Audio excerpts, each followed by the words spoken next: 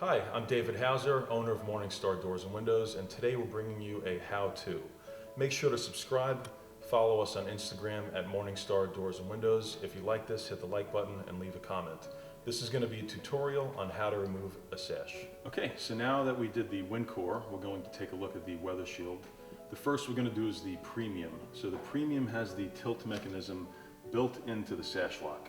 All of the other models that Weather Shield makes for their double hung will have the regular tilt mechanism that you saw on the last window we just did, which was the wind core. So you'd normally just have it right here, squeeze those after you lift it up, and it would tilt in. So this is in the lock position currently. We're going to unlock it, move this up a few inches, press this in right here. That's going to engage the tilt mechanism to allow it to come in. Once that's in, you want to have it at about 90 degrees.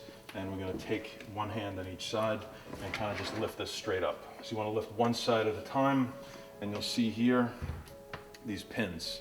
These pins will sit inside the shoe of the window where the balance system lays. So that's very straightforward.